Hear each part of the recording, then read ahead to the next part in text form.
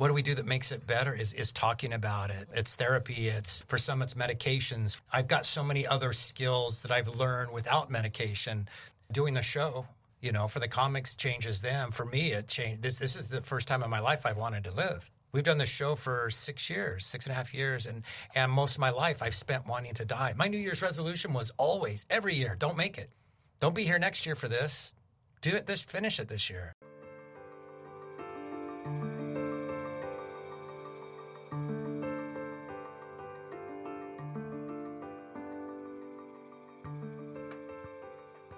Hi, I'm Jeff Holden. Welcome to the Nonprofit Podcast Network. Our purpose and passion is to highlight a nonprofit organization in each weekly episode, giving that organization an opportunity to tell their story in their words to better inform and educate the respective communities they serve, as well as provide one more tool for them to share their message to constituents and donors. Our goal is to help build stronger communities through shared voices and to both encourage and support the growth of local nonprofit organizations through podcasting. Thanks to our founding partners for their foresight in helping us transform the way conversations start. CapTrust, fiduciary advice for endowments and foundations. Runyon Saltzman Incorporated, RSE, marketing, advertising, and public relations creating integrated communications committed to improving lives. And Western Health Advantage, a full-service healthcare plan for individuals, employer groups, and families. Every so often, a concept presents itself that is out of the ordinary, unconventional, uniquely different, and so much so you have to take pause and ponder. Is this really a good idea? This episode is one of those novelties. The organization is 1 degree of separation, and I don't want to spoil the meaning of the name as we'll get into it during the conversation. But who would have thought that you could take a very heavy topic like depression and suicide, turn it on its head, and approach it with comedy, laughter, and humor? Having experienced both depression and thoughts of suicide, that's exactly what Brad Bonar did with the help of other comedians and his wife, Victoria. They've now taken their program to students at grammar and high schools, military and veterans, first responders, and so many more. The incidence of depression and thoughts of suicide have grown dramatically, and it's their mission to get the message of help and support out to those who need it by approaching them from a practical, comfortable, and familiar emotion, laughter. You're going to be astonished at the twists and turns you can put on a deep, dark situation through humor. You'll laugh. You'll cry, but above all, you'll see how this very young nonprofit is making a difference in so many lives. Brad, Victoria, and our local comedian, DJ Sandhu, welcome to the Nonprofit Podcast Network. Awesome. Great to be here. Thank you for having us. You are certainly going to be the most unique group I've ever had in the studio. The listener already has an idea. Just by appearance, or that's yes, that's rarely a compliment. Yes, and yes. I don't know if I should be flattered or offended. Right. The listener already has an idea of what we're going to be talking about, but they're probably thinking the same thing when I first shared it. How is it that you came to the realization that you're going to apply humor to such a heavy topic? And not to mention, when in reality, that's about as far from funny as most people would think. Yeah. A friend of ours, Steph Garcia, she said, comics will talk about anything. That's our superpower. And I had a 5150 almost 7 years ago. September will be 7 years, which, if you don't know, that's an album Van Halen put out in 1986. Or unless you're a country music fan, it's a Dirk Bentley song. But I'd never talked about my depression. I was 54 at the time, and a couple months later, I found 5150. Literally, go ahead and explain, because most people don't know. 5150 is a 72-hour hold in a mental facility, usually against your will, for being suicidal, either a potential harm to yourself or others. And I'd never talked about my depression. I was sleeping with a gun in my head at the time, and had been for a long time, and had multiple attempts. And then I found a suicide note I wrote in the 6th grade, a couple months after that. And so I know since the age of 12, I was thinking of suicide, and to the age of 54, but I'd never been diagnosed. I'd never talked about it. But what really got me was this Robin Williams special. I think it's Come Inside My Mind. It's a 2-hour-long documentary about his life that they did after he died. And they don't even mention the word depression. Nothing. And I watched this whole thing, and I kept waiting for him to talk about that part of his life because I could relate to that. And then it was over, and I was like, "What? How do they do a story about this guy who died by suicide and not even mention it?" And you could see it as a comic. We could see it. Yeah. You see that. You see all the signs, all the things. And it'd be like having a documentary about the Titanic and mentioning everything except for the iceberg. Right, yeah. Yes. It sank, but we don't want to get into that. Yeah. Right? It's like, it was big and unsinkable, and then that's all they talked about. So I thought, you know what? He would have talked about it, right? I can't see. I think if you were to ask Robin Williams about his depression, comics are open and raw and vulnerable, and I thought, I bet I could get a group of comics to talk about this, and I just wanted to demonstrate what it looks like just to have a raw, real conversation. And so that was the beginning of it. That's what sparked it. And then from there, we started having dinners together, me and 3 other comics, Carlos Rodriguez, Ellis Rodriguez, and Steph Garcia. And we just talked about what should it be, how should we structure it. I didn't want like 4 comics up there trying to one-up each other and be fun. I wanted a structure and a substance to it. And so I interviewed doctors, psychiatrists, psychologists. I go, what would you want to see talked about if you had 4 people on stage who have no boundaries, right? What are the things that are so taboo, or what are your pet peeves? And from all these interviews, we came up with 5 questions that we use. And so the format of the show is everybody comes out, does 5 minutes of comedy, not mental health comedy. I just want you to laugh. I want you to meet the happy clowns first, because there's no depression on that stage. Our darkest days are where we're the funniest on stage, right? Yeah, you want to see them as a clown, and then after that, see them after they take the makeup off. Yeah. Yeah, when the mask is down. Yeah. So then we answered these 5 questions about depression, and we pass those questions out so the audience gets a copy of those. So these are your tools for you to have your own conversations. Now we're going to demonstrate to you what it looks like to answer them. And we will get to those questions, not right away. I don't want to dive into that quickly. So you've got this concept. You do your homework on it to make sure that you've got it wrapped around some best practices judgment. Or some structure. Or, yeah. Who's it really intended for? I mean, obviously it's somebody who's depressed or possibly suicidal, but it's for everyone. But thank you. It is for everyone. Yeah. And it's called 1 degree of separation, because if you don't struggle, you know someone that does. We're all connected. Right. Yeah, I actually think that it's more for the people who don't have it than it's more for the people who know the people with it, so they can try to understand us. And because they don't know how to talk to their loved ones about it, and their loved ones don't always have they don't have they're not articulate enough to express these emotions, or 2, it's just too uncomfortable with it. They're for afraid. Them to tell, they're afraid they're going to make it worse. They don't want to talk to their mom or their dad about it and freak them out. I don't want to trigger them into the me be the last thing they hear. Exactly. Right. Yeah, and it's interesting because we're looking at the audience, and what I see is people who struggle with depression shaking their heads in acknowledgement. You can tell the ones that have the depression because they're the ones that are smiling. They're like, yeah. And they're like, oh, I know this show. I've watched this before. But don't look at me. Don't look at me. Yeah, it's not me. I'm okay. But the other people are just like, the other people are like, oh wow, I didn't realize, I didn't know. Yeah. Tell about the lady that walked out of the show. Remember at Laughs? She gets up. It was at Laughs Unlimited for first responders, and I see a mother walk out. And so the performance is the we did our training show at okay, they Laughs know Unlimited. they're coming too. They know what it is. So, and she came there with her daughter, who's probably in her 30s, maybe. Yeah. Got it. God, that would be horrible thinking that you're going to an actual comedy show when you actually. No, they knew it was 1 degree of separation. Surprise! They knew what they were coming for, but the comics' answers are so real and raw. And so one of the questions is, what do others do that makes it worse? It is the second question. And 4 comics are giving their answers. What happened was she was doing those things to her daughter. And so she gets up and leaves, and she's crying and sobbing. And I go outside, and I said, Mama, what's going on? Are you okay? And she's sobbing, and she says, I do all those things. And I thought I was helping her. People have the best intentions. Right. And it's like, well, but you don't know for sure. You have to have that conversation with your daughter.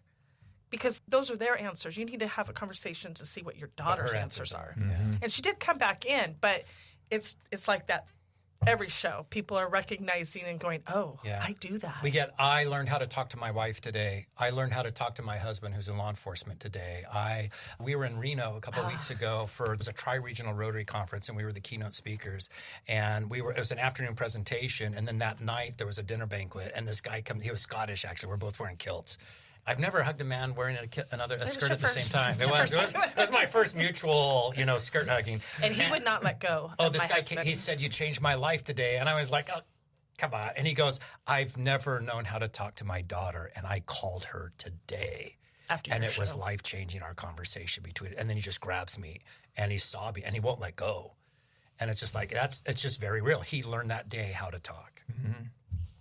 You sure it wasn't the kilt? Could have been. He may just have. It was like, that's a nice looking kilt. I got a kilt. Let's hug. Let's hug. My Scottish brother. Freedom. And I would imagine you get a lot of that. Every a lot show. of it. Which you think superficially, oh, this is just humor. They're breaking down some barriers. But you literally are engaging people in spaces that they've unable to go to, if not for themselves, for the one that they're impacted by or that they're trying to impact. It's not just an awareness. It's not just a cute idea to have comedians. This is real training. You leave with the skill and a comfort to have conversations you didn't have before you got there. We just signed a 2-year contract with the California Prison Industry Authority, and we are their suicide prevention training for all their new employees statewide. Congratulations. So every month we do training at Folsom up on the grounds, and because their HR director saw that this is so much better than what we do now. We do a slideshow, PowerPoint, statistics, and numbers, but with yours, they leave with real skills and a capacity and ability to have a conversation. Mm-hmm. And you started this in 2019. Yes. Which is a bit precarious, knowing that not even a year into this, you're in COVID and lockdown. That hurt. Right. Yeah. Our first show was January 10th, 2019. Oh, jeez. Yeah. And we were just getting momentum. In fact, we did our first high school show a week before COVID hit. Literally the Monday before the country closed. We were in South Dakota, and we were kind of laughing, looking at people with masks in the airport. We hadn't even heard about it. There were like 2 or 3 couples wearing masks on the plane. We're like, look at them. Yeah. Man, we're getting some great material just going on our first show. We're all wearing them. Right? And then we get home and the whole country shut down. Yeah. Yeah. Where do you find your most prolific impact? You mentioned prisons. I mean, you're traveling. You're doing. I can't put a. I don't know, because we do 6th graders. That's kind of our age limit. We recommend 12 and older. Because I found a suicide note. I know that I was struggling at age 12. Yeah, you said 6th grade. So that's usually where we start at. When we do schools, we tell them middle school and older, or 6th grade and older, because that's the age. And we have kids come up to us afterwards. We do it's funny. We did a show for the Army in New Orleans last year, and they had a media affairs officer interview me and the other 3 comics. It's always for comedians, and we use local comics when we travel. So she goes, so you do this for 6th graders? I go, yeah. She goes, so how do you change it? You're doing the Army today, so how are you going to change it up? I go, yeah, we don't really. The comedy, we always keep it clean, but it'll be more adult. We can do a little darker humor, not crude, but darker with that. I go, but more than the fart jokes for the 6th graders. Kids fart jokes and squeaky toy, and and we do real short sets with the kids. I go, but when we do the panel and we answer the questions, that it doesn't matter what the group is. It doesn't matter. Is it you're able to hold a 6th grader's attention? Yeah. Every school we've done Oak Ridge 3 years in a row. We've done Folsom multiple around here, and I feel like it's easier to keep a kid's attention than an adult's attention. Sometimes. I think much more, especially with a heavy topic. Yeah. Because adults will try to run away from it as much as they can. But kids are like, they want to learn. Kids are way stronger than adults are. Yeah. Like, they're very resilient humans. And they're nowhere near as fragile as we think they are. Like, you can have a very direct conversation. The more direct you are with a child, the better that conversation is going to go. And we try to, fluff it up as much as we can. Right. And that doesn't work at all, because then they're just thinking about the fluff. Yeah. And they're not thinking about the actual information that they needed to get. And the comment we get from teachers when they see our assemblies when we do schools is like, these kids leaned forward and listened to you through the whole thing. They weren't on their cell phones. They weren't whispering to one another. They sit forward and listen, because they know this. As we say, hey, you guys, 30% of you, statistically, if you're in high school or in school, 30% of you have struggled with mental health issues this year. That means that many of you, this is real for you. Yeah. If you're not one of those, well, then you're a friend of one of those people. Yeah. So And the fact that we do comedy first, we had a guy, Doug Richens, he runs a company called Gray Space, and they do mental health, recovery. And he goes, so you guys just do comedy first? I go, yeah. I go, for the schools, everybody does 3-minute sets. We do 5-minute sets for grown-ups because we have a little more time. And he goes, and then you do these 5 questions. I go, yeah. He goes, do you have any idea what's happening neurologically to your audience? He goes, I studied neurological responses at Stanford. He said, I want to do a seminar for you and your team about what's happening to the brain of your audience. He goes, you get a kid with ADD to laugh for the first 15 minutes, they will not have ADD for a couple of hours after that. Really? You literally have produced serotonin and dopamine, and you have changed their brain chemistry. They are more receptive to take in information. They will make wiser decisions, whether it's kids or adults, all of them. You've literally doped your audience to now listen to a serious subject. Just by the simple introduction by the of laughter first, yeah. And then each one of those questions we go over is a different part of the brain. They all access a different part of the brain. And you told them, of course, that's why we structured it this way, right? Exactly, because that's how smart I am. Yeah, we knew that. Wait till you see our charts, You think you got a chart. There's just so many things about it that, like, we're open to change and adjust, and we're always doing seminars. And like, I had somebody send me, it was specifically for media, like for movies, television, about best practices for dealing with anything with suicide, things to say, not to say. And every one of these things I go through just reaffirms there's nothing that's out of line with what we're doing. Lived experience. We don't lecture. We don't do Q&A at the end of our show because we don't give advice. Right? We're not up there because we got depression figured out. Look at DJ. You think he's got depression figured out? No. We're up there because we'll talk about it. Like Steph said, that's our superpower. And so that's what we bring to the table is we teach you how to talk about it. And then we have resources there. Yeah. It's like, we're going to teach you how to talk about it. So now you do. So there's absolutely. We bring in a third-party counselor of some sort. We have counselors. Right. The school counselors are available. NAMI. When we did an event at Sierra College a couple of weeks ago. We had over 12 tables there. Everything from NAMI to AA was there, to dog therapy, to art therapy, therapists, local therapists, community therapists and counselors. And we just tell everyone, come and show the community that you're here because we're going to teach them how to talk, but then they're going to need someone to talk to. We're going to teach you how to talk, but don't talk to us. Yeah, we're just here to facilitate. Yes. But they do talk to us. I mean, usually at a regular comedy show, watching my husband on stage, they'll get people coming up and, okay, get a selfie. You were awesome. See you later.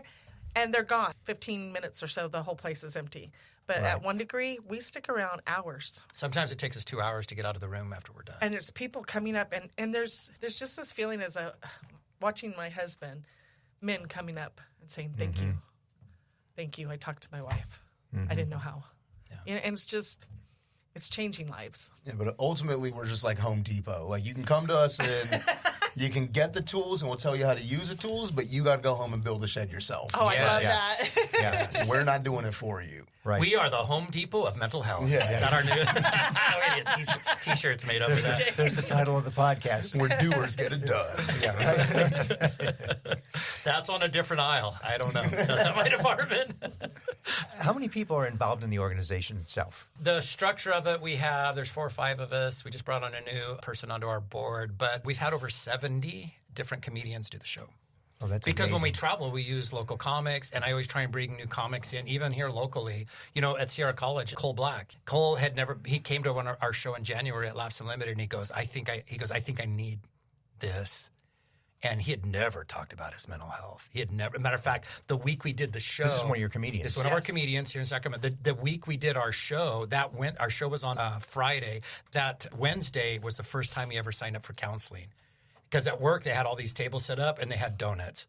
And they said, well, if you're going to have a donut, you should set up and it's like, I probably should get some counseling. And it literally is because they had donuts there. Oh, yeah. If you ever want to catch Cole Black, just put out a donut, and he'll be there soon. But it was incredible hearing him. They knew that dopamine maybe release. So, maybe Give him so. a donut. Sugar. Right. Yeah. Just like and laughter, so the show that we did, up the ADD kids. Yeah, that show we did was his first time ever publicly talking about this. And you could see it, and the audience can see it. And that's amazing. That's the beautiful part. They can see. We're not all up here because we got to figure it out, and we've got our drugs and therapy and everything. It's like, no, we're just going to, this is where we're at right now. And we want you to see that and see that we're screwed up, and we're okay with it. And we laugh, and we still love each other. And we still function. Yeah. Yes. Yeah. Functions, Relative. Well, they're learning skills.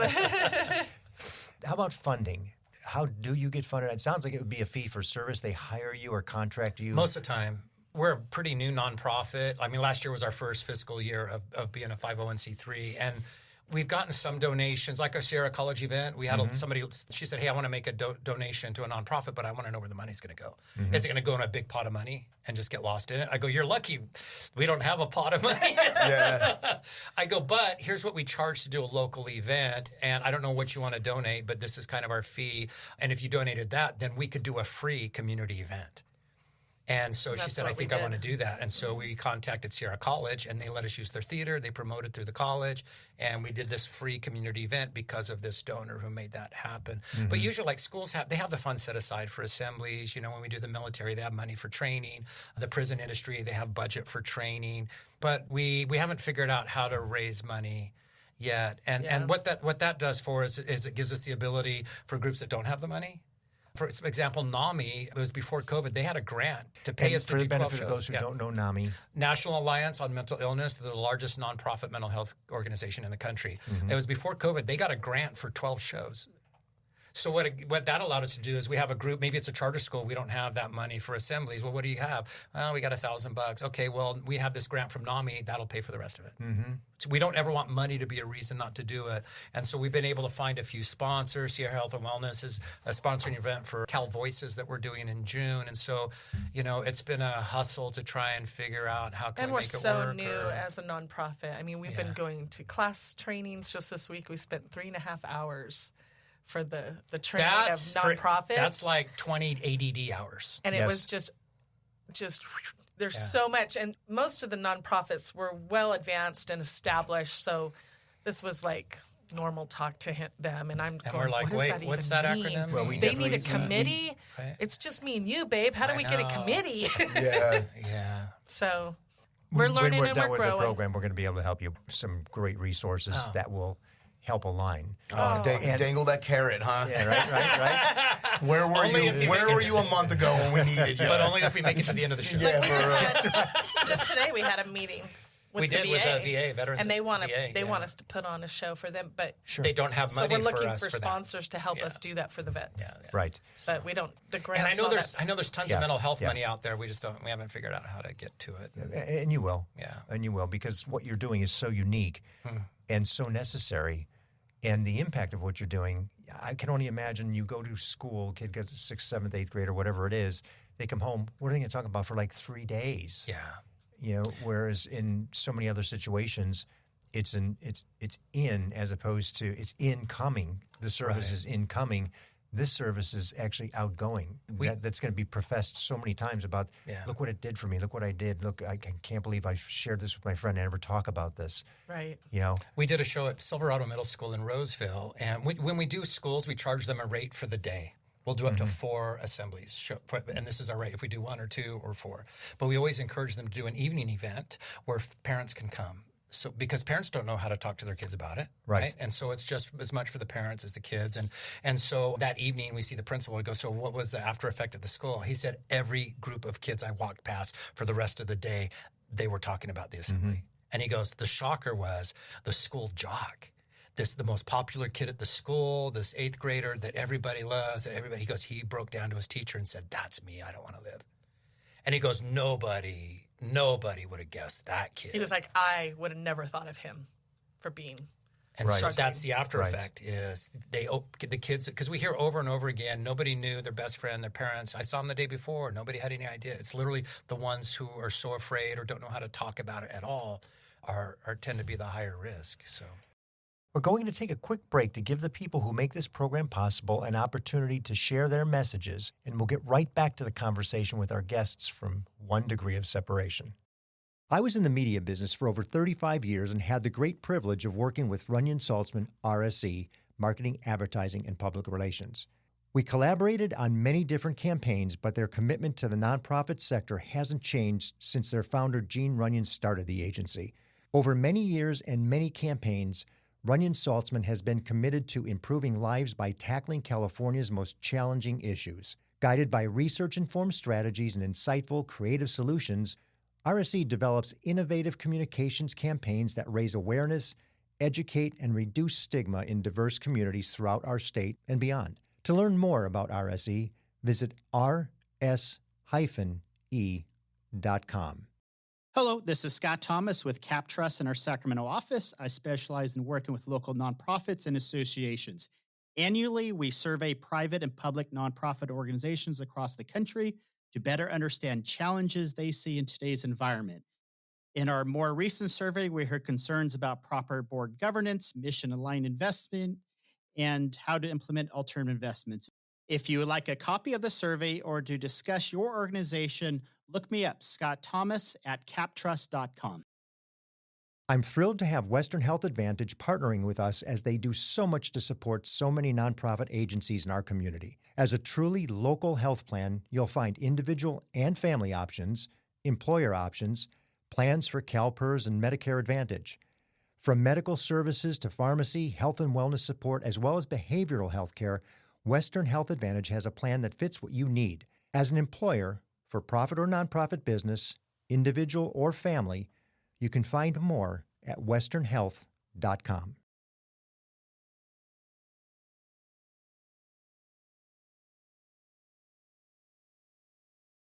The incidence of depression to suicide, and I don't mean like the quote-unquote success rate of it, Right. but it is the precursor.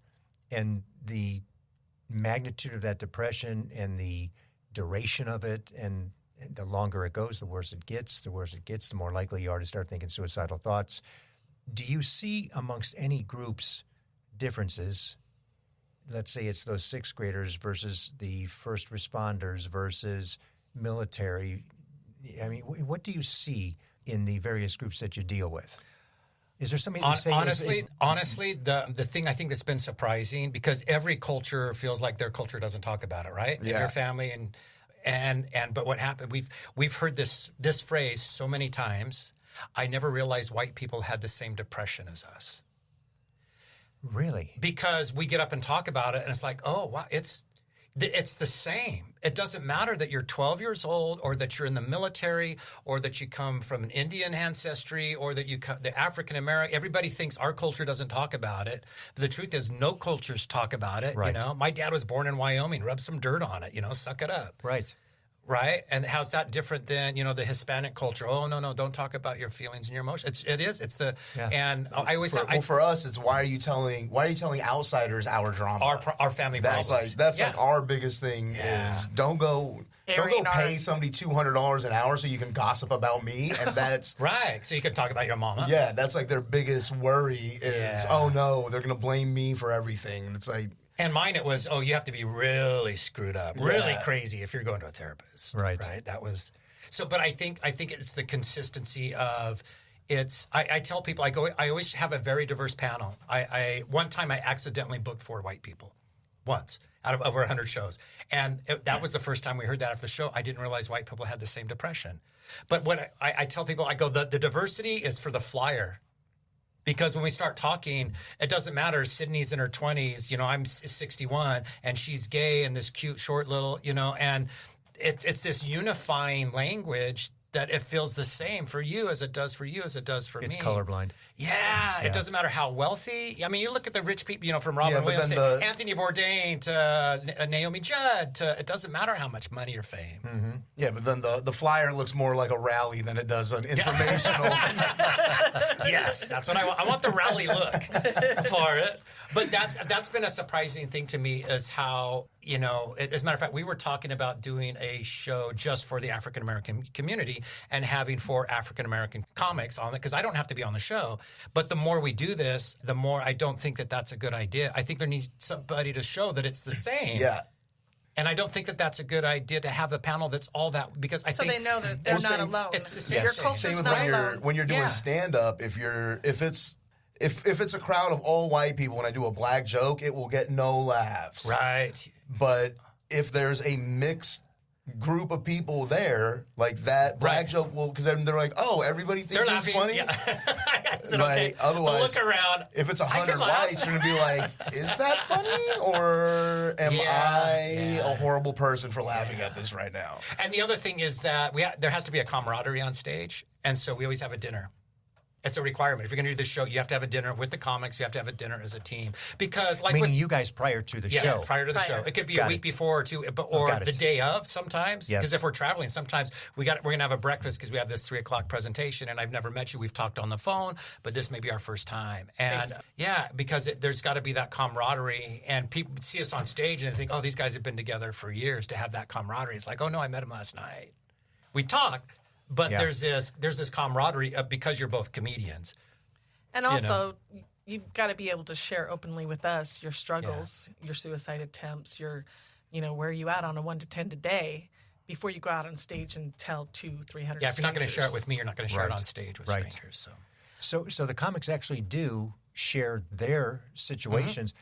It's all lived experience. Jokes to begin with, loosen the room up, and everybody's comfortable. And then you all each individually share. Yes. Okay. Then we each answer the 5 questions. And Question 1, and we all go through and we answer it. And you each have a pretty good understanding of what the next person's going to say at that point, too. No, not at all. Okay. We all know what the 5 nothing is questions script. are. We all know, it's not, but we don't want it scripted, and we all know what the 5 questions are. I'll know all their jokes before. I'll know they're set the entire way through, but not their live. On the actual conversation, like when we did, what was the medical group that we did? Oh yeah, Solano? Chapa Day. No, Chapa Chapa. Day. When we did that, it was like me, Mark Yaffe, Gloria. Was that Mark's first one? We know each other as comics, but we don't know each other as mental health. And I'd never known that Mark struggled with this at all. I had no idea. So like, and how long had you known him? I saw him in the group, and I was like, Mark Yaffe, what? I thought this was like a very well-adjusted, like solid, mentally strong dude. And I mean, he was up there almost in tears, and I had no idea where he was going to go with it. Yeah. And our responses to the questions were very different. Like when it was like, what makes it worse? What made it worse for him was what makes it better for me. Yeah. And what makes it better for me is what made it worse for him. I was like, I sometimes need to just be left alone. He's like, I need somebody to come over and hold me. And I'm like, no, don't touch me. Go away. Yeah, give me space. Don't give me space. If you give me space, I feel abandoned. Exactly. Right? You don't know until you have your own conversations. Yeah. What has been the most surprising thing you've heard out of one of the comics' mouths? Oh, multiple times we've had comics tell an audience of strangers things they've never told anyone before. We had a comic talk about cashing out his 401k a few years ago to get all his affairs in order for his suicide because he had a son. He just has one son, and he didn't want him to have to deal with his financial stuff when he killed himself. And so everything except his mortgage, he cashed out his 401k, got everything all arranged so that his son wouldn't have to deal with any of that. And then he about that same time, he met a therapist that he connected with. Because finding a therapist is like shopping for a car, right? Yeah. And he found this guy, and he helped him work through it. And he goes, well, I'm here, he goes, that was a few years ago. And he goes, and so after the show, he comes up to me, he goes, that whole 401k cash out story for my suicide. I go, yeah. He goes, I've never told anyone that except for that therapist. I go, but you told 200 strangers tonight. He goes, yeah, it seemed safer. Yeah. I call that the farewell tour. If I get a call from somebody I haven't talked to in a while, and they're like, "Yeah, just catching up. How you doing? Blah blah blah, whatever." If in that conversation they start talking about all the other people that they have recently talked to that they haven't talked to in a while, that's a signal to you. I'm like, you're on your way out, man. Because that's what my cousin did. Was said his goodbyes. He went house to house and was like, "Hey, auntie, hey, uncle, how you doing?" Blah blah blah, and just like. Literally did a goodbye tour. Wow. And so now like I know to look for that. When I hear somebody reaching out and I hear that they've been reaching out to other people, I'm like, you've got a plan in motion right now. You might not even know that you have this plan. Hey, remember that guitar you really like? Yeah, hey dude. Yeah, I'm just gonna get you on it? Yeah, man. Just come grab it. I'm trying to downsize. Like, no, I don't think you are, man. I think that that's interesting. You're liquidating for a specific purpose. Yeah, that's interesting. I think the one perspective I did not see coming was how much it was going to change the comedians. Yeah. The whole purpose was to that was help. My next question. Help you just others. answered it for me. But it absolutely changes the lives of our friends. Yeah. And for the better. That's what I was going to say when you're talking about Drew Schaefer saying, he was like, I think that this has helped me out so much that I don't belong on the show anymore. Yeah. And he was like, I think I've got so many better skills now where I'm too happy and Brad's going to fire me. He's like, I'm too mentally well-adjusted now that I can't be a part of this show anymore. And I'm like, that's incredible. Because when Brad first, he does an interview, he has to make sure they're sad enough. Yeah, sometimes I interview, like if I'm traveling, like we had a show we were in Bristol, Connecticut a few months ago, and so Rick D'Elia, a buddy of mine's from Boston, is like, hey, I need some comics in that area, and he's, oh, you got to talk to Stacey Kendra. She's like, oh, I love this. Yeah, me. You got to talk to AJ. Okay, you got to talk to Jay Whitaker. So we make it, but I have to interview him. And it's like, all right, here's what the show is, and I need to know that you struggle. And there's comics, I interview them, and I go, yeah, I think you're too happy. I don't think you're sad enough to be on the show. And they'll laugh, and they'll go, yeah, I don't think this is for me. That's not me. I've had depression before, but it's not part of my life. But let me work on it. Let me work on it. I'll get there. Maybe if your mom dies, call me, right? Something tragic, let me know. Like, you know what really makes me depressed? Rejection. Losing a gig. There was, and I didn't get to see this show because I didn't go on that trip, but the Kentucky one where the gentleman. Oh, yeah. There was and I tell the comics, I go, this show will change. It'll change how you do your comedy. It'll change you. And this comic, he was from Louisville, and so he went and did this show with us. And we get to the panel part, and one of the questions is, what do you do that makes it worse? And it gets to him, and he goes, and you can see him stop, and he's struggling, and he goes, I had an answer that I thought was funny because I didn't realize how real this part of this was going to be. And then he goes, I think I lie. I think that's what I do that makes it worse. I lie. I say I'm okay when I'm not okay, and I won't own up to it. He goes, I think that's what I do. And he figured that out on stage. And the audience watches and sees this, and that's what makes it raw and real. That's why we use comics, right? It's not scripted. We don't know what their answers are going to be. Let's walk through the 5 questions. Okay. Shoot. The number one pet peeve of every mental health, physical health, every professional I talk to, their number one pet peeve is people don't think of it as a real illness. It's just in your head. Mm-hmm.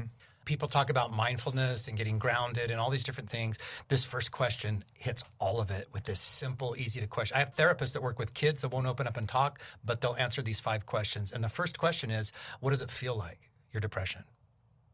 Not your feelings, just physically. What does it physically feel like? Mm-hmm.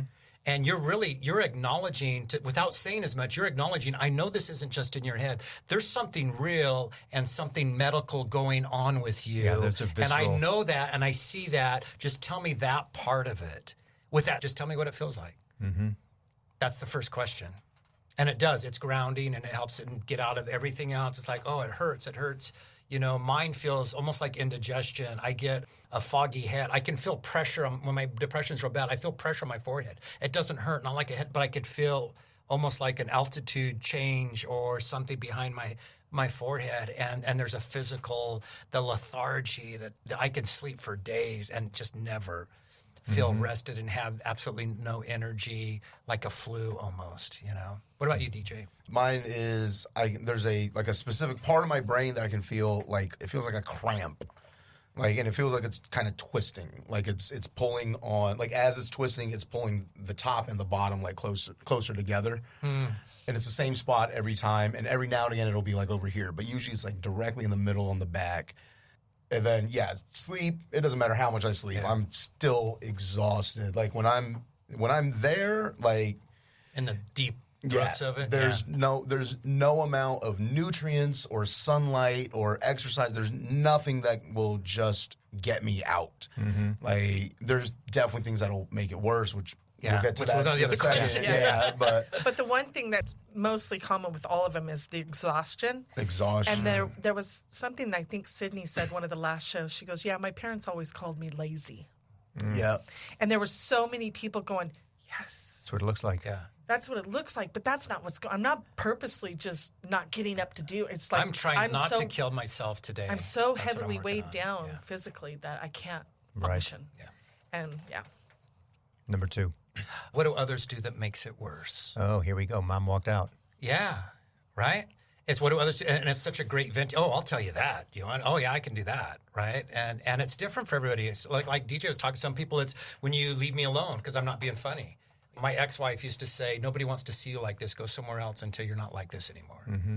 Nobody wants to see you. If you're not going to be the happy clown and be the life, then just go somewhere else. And that dismissiveness, for me, that was a big one. A lot of church guilt. If you pray, you can pray this away. If you love Jesus more, you wouldn't have depression, right? Oh, you must not be reading your scriptures. You must not be saying your prayers. That's why you have this. Not that I have a chemical imbalance in my brain, So that's the second question, which is that venting. Yeah. Number 3. What do others do that makes it better? So that's that gratitude. So we start to see You have to something. acknowledge Absolutely. that you need people. Yeah, you've now pivoted into the positive side. Yeah. We need each other. So what do others do that helps you? And it's different. It's like, one of the things that helped a lot, a friend of mine who's a doctor, he's one of the people I interviewed extensively. He writes, he's in South Dakota, which is always in the top 5 for suicides. Wyoming, South Dakota, North Dakota, Alaska, they take turns for the number 1 position. And so he writes a lot of scripts for depression meds. And it was kind of routine for him until his son spent a month in an inpatient facility for a suicide attempt. And he goes, it changed his whole perspective. And he says, what I noticed is if I ask somebody, do you struggle with depression? They will always lie. They will lie, say, no, I don't have depression. If I ask them specifically, do you ever think of hurting yourself? Yeah, I do sometimes. Oh, do you have a plan? Yeah, I kind of know how I do it. Are you making steps towards that plan? And he goes, so if I ask specific questions, I get real answers instead of this broad, you struggle with depression. So with my wife and I, what we've figured out is I will still lie. If she asks me, are you struggling with depression today? I'll still say, oh, no, I'm fine. And that's that when he says I'm fine, that's my Trigger. red flag. I didn't ask the right question. Yeah. All right, where are you on 1 to 10, babe? Okay. And for some reason, I will give an honest answer to that. I'm at a 5. I'm right in the middle. So I'm not doing great, but I'm not that bad. And we've talked about if I'm a 5 or lower, if you're a little sick, you only need a little medicine. If you're really sick, you need more medicine. So if I'm a 5 or lower, it may be, do you need some space? What was it, Drew? Drew saw a TikTok. He goes, do you need space? Do you want to talk about it? Or distraction. Or distraction. Which with those lower numbers, those are good options. And like sometimes, do you need a motorcycle ride? You need some wind therapy? And I'll go, but I've learned to have to put time limits on it, right? Like if I take off on my motorcycle and I come back like at 3 or 4 days later, she's pissed. So I used to do that. I did. I would leave my wallet. I would leave my phone. I would leave my dog. Oh, you would leave everything? And I would leave everything. And I'd say, I'm done with everything. And I would know if he's coming back or I'd come if back he's in a couple alive. days. Right.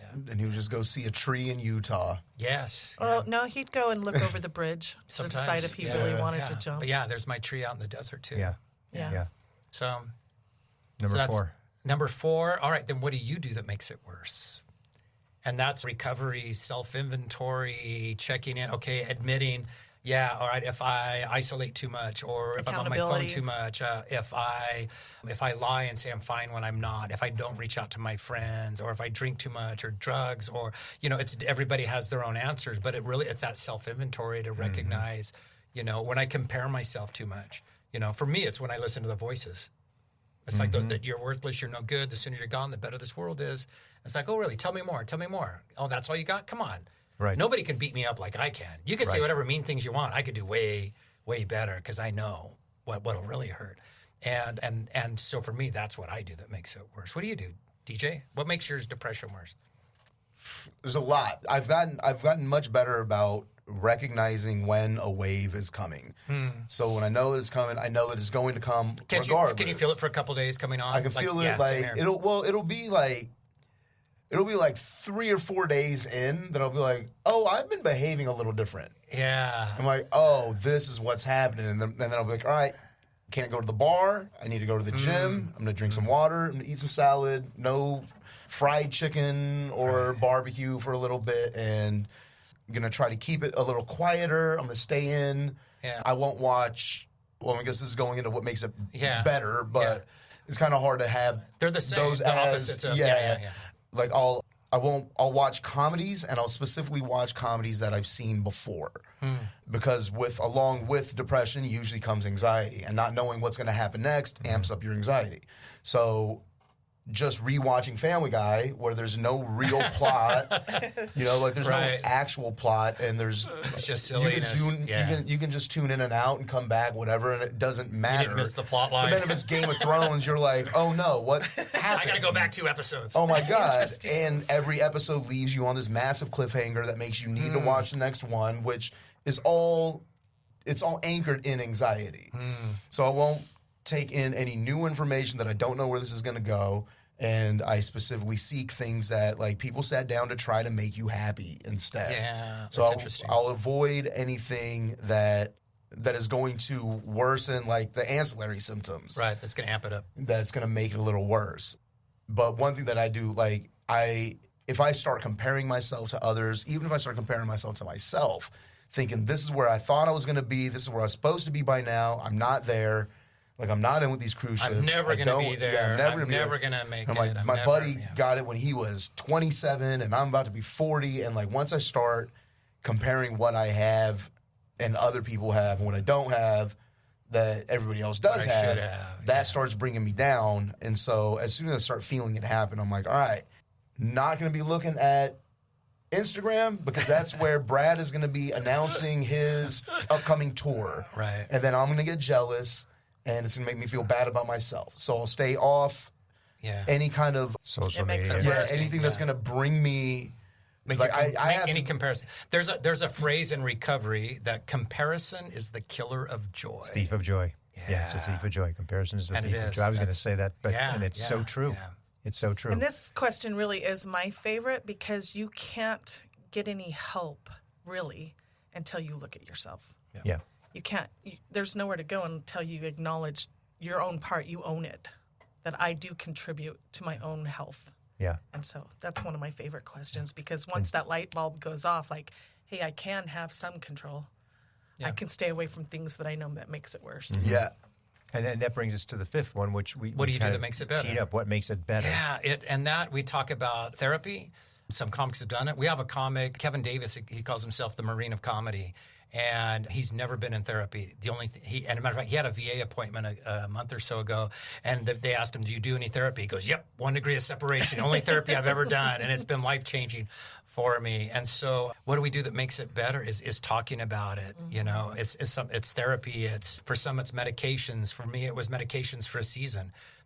I've got so many other skills that I've learned without medication, but I don't rule that out that I may have seasons where I can't shake it, right? And all these things aren't working, and so I've had to be on medication before.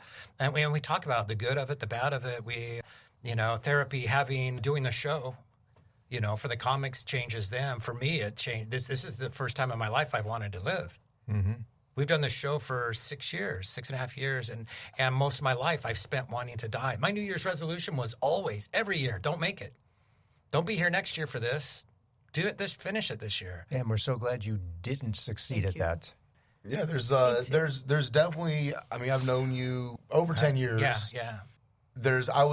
When I sent you that photo of me, you, and Peabody on stage. Yeah. I was looking at your face, and I was like, there's no life in your eyes. It was like, you were smiling, and the three of us got the top 3 spot for World Series of Comedy. Yeah. And I have the top spot, just to...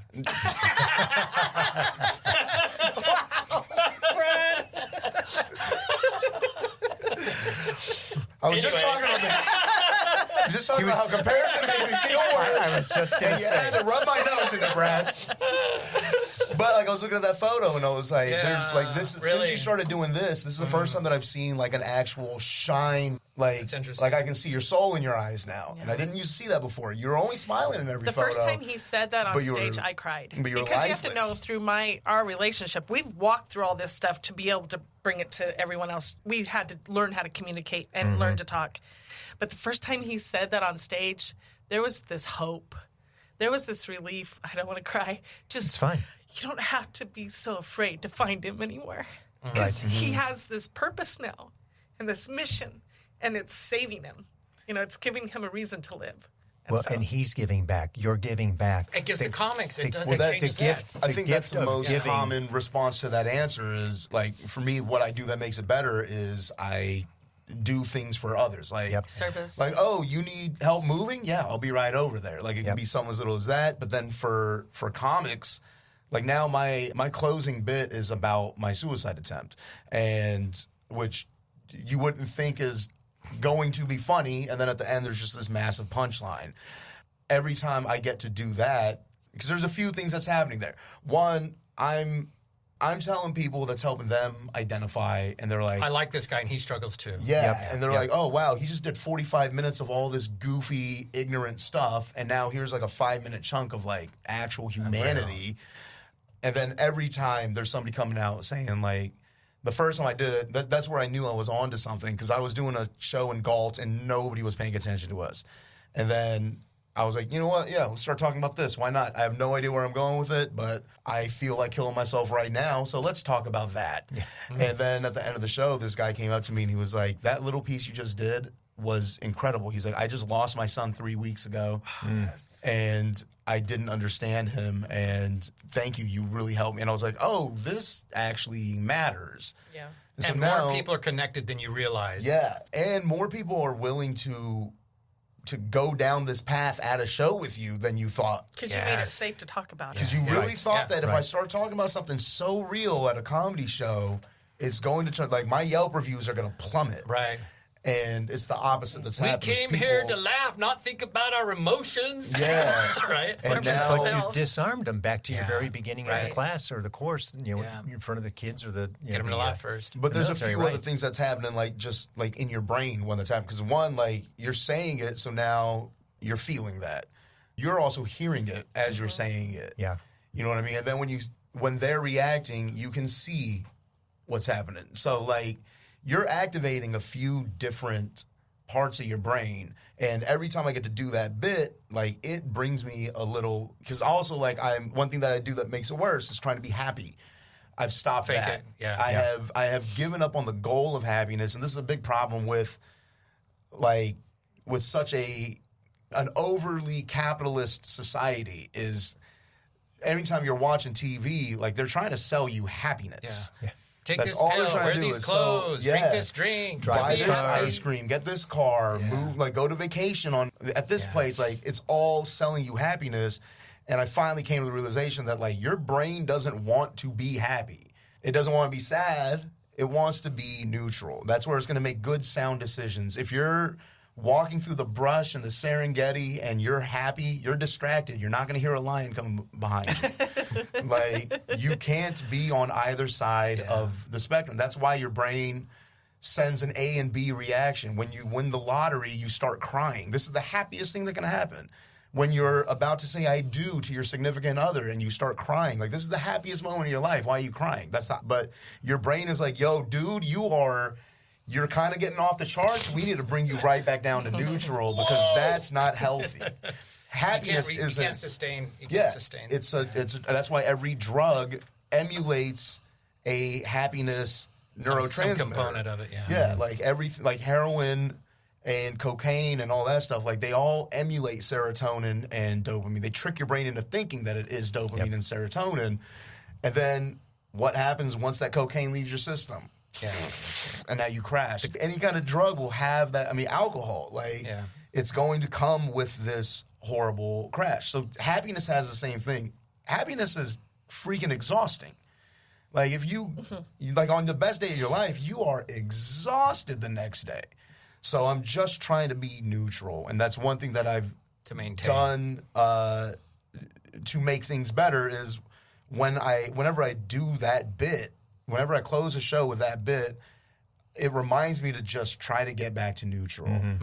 And the longer I go without doing comedy, the longer I go without giving that message to other people, and the higher my chances of hitting a low are going to be. So it just helps me flatline. Keep a gig on the books. Yeah. Yep. And what's interesting is we've had over 70 different comedians on our shows, and multiple times, right? And he's on the spectrum. I can't think of his name. Diego. Diego. I was about Ocho. to Ocho. We renamed him Ocho Diego. You know, he had 2 of his toes amputated. Oh, really? Yeah. I Like didn't the know week that. before our We show, call him on Ocho our Diego show. now. What do you He had diabetes. And so he I had didn't know it 2. was that bad. And right before he gets up, Brad goes, I have a new name for you. Ladies and gentlemen, welcome, Ocho Diego. Ocho. He's like, I love that. But one of his things, you really have to sit down and think these questions through. They're not just something that comes. It'll be like a moment where you go, oh, this is making me feel better right now, playing my guitar or playing with my dog. And he said, and it was beautiful because it was at a school too with young kids. And he said, when I was young, I got bullied and picked on at school. because I'm on the spectrum of autism. And I gave up some things because kids made fun and called me names because I liked poetry. And now here it is 10 years later. What makes my depression better is when I pick up a pen and paper and I write stuff out, and it's beautiful, it's poetry, and I don't care what other people think anymore. But just to see his progress of recognizing that I gave these things up because I was too concerned about what other people thought. But that was good for me. So I'm going to do that now. So, I mean, just so many different answers. And you can see where that can go into a bit. Yeah. You know, they can turn it into something that you can be laughing hysterically about the way it's presented. Yeah. But it's cathartic. Yeah. When you can take dark, tragic things and laugh at it, it gives you power over it. Yeah. The monster becomes smaller. We had one of our comics, Arnie States, the Rob, Arnie, and Don show. Yes. Arnie attempted suicide, cut his wrist. He talks about this. And he goes, it coagulated, quit bleeding. He goes, so I cut it again, cut it up good. He goes, and it coagulated, quits bleeding. I go, that's why you use a warm bathtub. He goes, well, I know that now. Yeah. Right?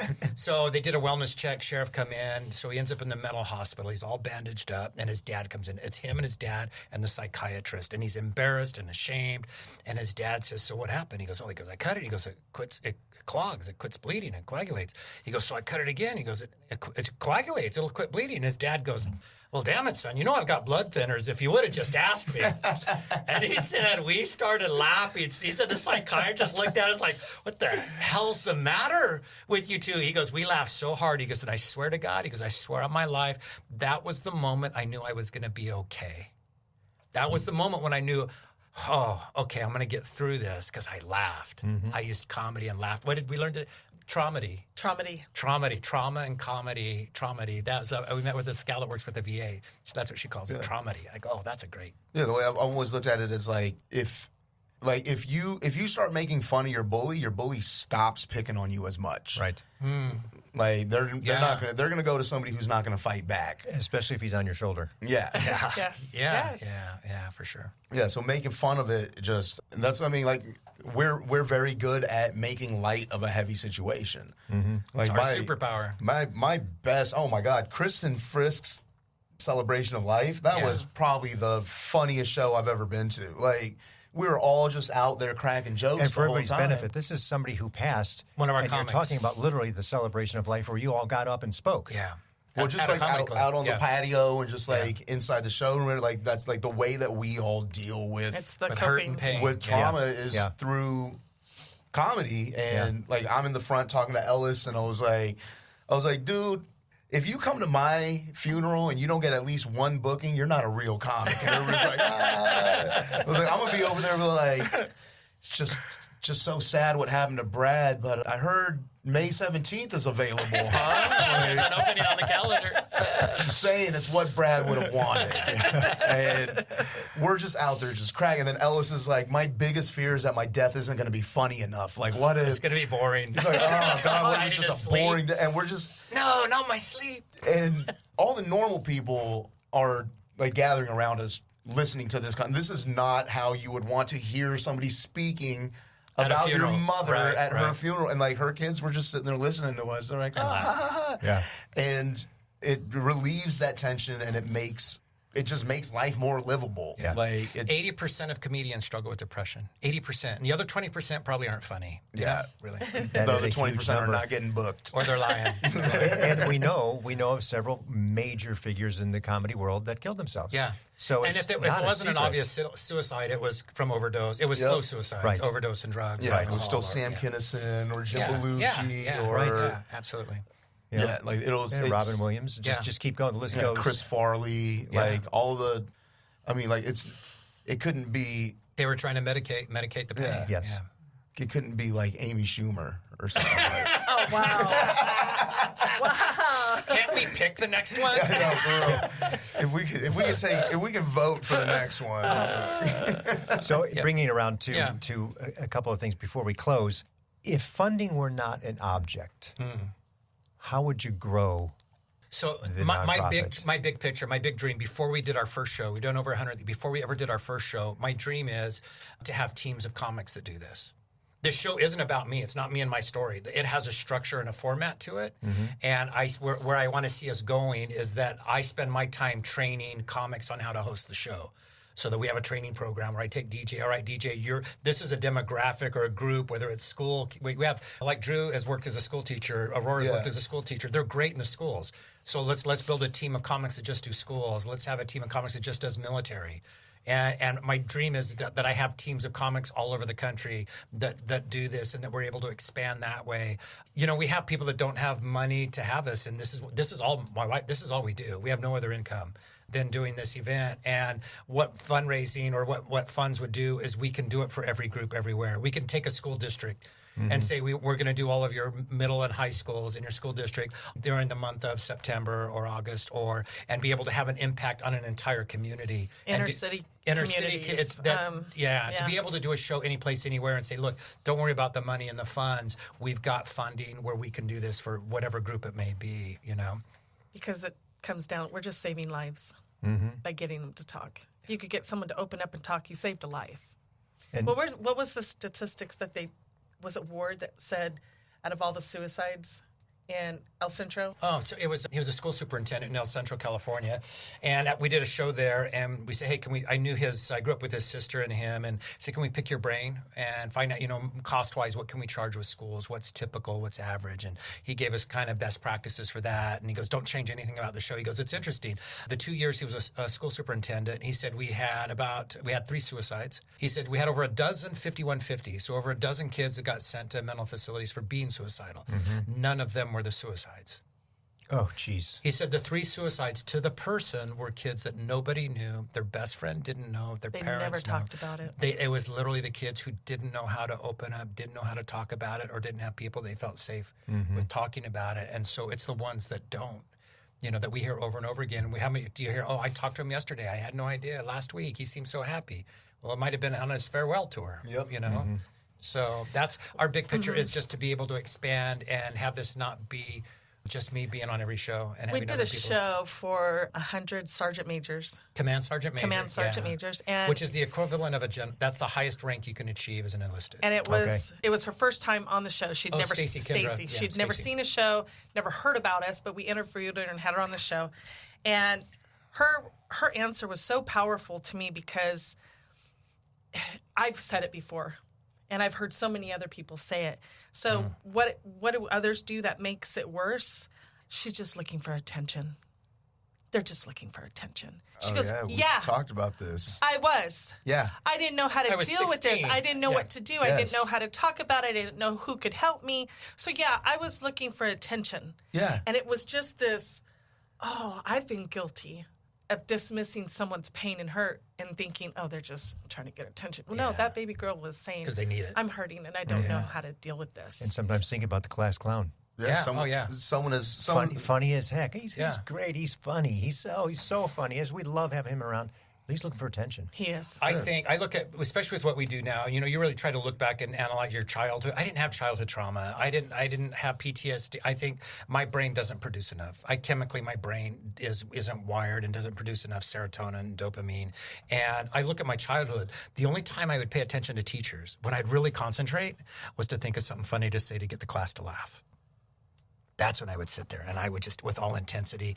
And if I could whisper one thing to one kid, and they'd go, that was a dopamine hit. Yeah. And that was it. I was like, I can do this for till recess now. I get the whole class to laugh, dude. You could send me to the office. I got the whole class to laugh. I'm gonna ride this out for a few hours. Yeah. And whole time too, he was also having suicide ideation and writing suicide notes in his journal. Mm-hmm. Yeah. So. Whenever somebody, because I'm very open and honest about, and that's another thing that's helped is if I am in this, I'll just go on Facebook and throw up a post, and be like, hey, this is what I'm going through right now. Give me a little fix. My DMs. You're just trying to get attention. And somebody said that one time. So I started, I just get a bunch of DMs, and it'll be a bunch of people that'll be like, I'm not strong enough to say this in public. Thank you. It's comforting that somebody else is going, and it will save somebody else just being open and honest. But then one time somebody had commented you're just trying to get attention, blah, blah, blah. And I was like, this is literally a cry for help. Yeah. This is, yes, I'm glad that you see Einstein, it the same way, you dumbass. Yes, I am trying to get attention right now. Because I hurt. trying not to off and I don't know how to. myself. Yeah. I need help, dude. I hurt This and I is don't know how what to deal I'm with it. doing. Yeah. But when you were talking about you found your sixth grade note, Yeah. somebody had asked me like how long I've been struggling with depression. And I'm like thinking back, I'm like, yeah, I remember like in my teens, but like that's everybody. Like that's just puberty. And then I was like, oh wait, when I was in like 5th, 6th grade, all of my cousins and my brother and sister, they all called me Eeyore, who was the depressed one on Winnie the Pooh. Oh, okay. And that was my nickname. Wow. And I was like, oh damn, I was a child, man. And then I thought about it further and I was like, oh, I actually had the umbilical cord wrapped around my neck when I was born. I was like, dude, I've been trying to hang myself since I was in the womb. DJ. I came out this way. I was negative 3 months on my first attempt, man. Yeah, kicking the doctor. No, I'm almost there. I was like, oh man, this has been literally my whole life. Is that in your Wow. jokes? No, I never put it on stage. You were seeing 2 tunnels at the same time. Yeah, for real. I was gonna share this. There was a bright light in there somewhere too. I was about to share this episode with my mother. I think up until that point, I'm like, never mind. I don't think my mom needs to see this now. And I made the whole hour without cussing once too. I don't know which light to go to.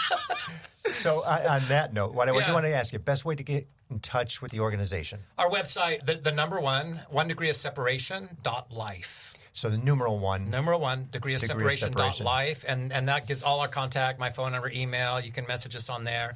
If you forget, if you just do a Google search, comedy, suicide prevention, we pop to the top. There's not That's great, there's though. not a lot of people That's in that great. space. So yeah, it really does pops us right up. And then DJ, is there a place where people can go and get your work? Yeah, just Instagram or TikTok or whatever social medias. It's DJ Sandhu 20. That's DJ SANDHU 20. Okay. And Brad, do you have anything up? I do. I've got a dry bar comedy special that's got over 20 million views. And so if you just type in my name, Brad Bonar, Bonar, or Brad Bonar Jr. on YouTube, anything else, it'll pop them up and send you to a dry bar. I always tell people, if you're having a bad day and you just really need to laugh, go watch him because laughter changes your brain. It'll change your mood. It'll change your day. Just sit down and watch Brad with the squeaky toy. It'll make you laugh. I'm looking forward to that one too because I haven't seen it yet. Well, we know humor can cure so many ills, and then we've been told laughter is the best medicine. What you guys are doing, I think, is just amazing, and it's so unique. It's so unique. I'm happy to be here. I hope I can help. I hope I can facilitate, integrate you with some of the other organizations that we work with, from a collaborative standpoint, because we work with mental health organizations that come through and do a podcast. So I'm thinking now we've got to integrate you in so many of these others. Absolutely. And I know you're certainly willing. You just don't know yet. Yeah. The novelty of what you're doing. We're Right. nonprofit babies. Right. And I'm so glad I met you at that Impact Foundry event. Absolutely. So thank you guys Thank you, for Impact what you're Foundry, doing. for putting us all together. That's right. And DJ, thank you for being here. Victoria, thank you. Thank you. Appreciate it. You bet. If you or someone you know is struggling with depression, thoughts of suicide, or is in crisis, please know help is available. Call or text 988 to reach the Suicide and Crisis Lifeline. Somebody does care about you. Thank you for listening to the Nonprofit Podcast Network. I hope you enjoyed the episode. If what you heard moved you, please reach out to that organization and do what you can to help. If you like and appreciate what we're doing to support local nonprofits, please give us a positive review, subscribe, and share. If you're a nonprofit with an interest in participating in an episode, you can reach me at jeff@hearmenowstudio.com. If you have a need for the services or products our sponsors offer, please reach out to them. Cap Trust, fiduciary advice for endowments and foundations. Runyon Saltzman Incorporated, RSE, marketing, advertising, and public relations, creating integrated communications committed to improving lives. And Western Health Advantage, a full-service healthcare plan for individuals, employer groups, and families. The Nonprofit Podcast Network is a production of, is recorded at, and edited by Hear Me Now Studio.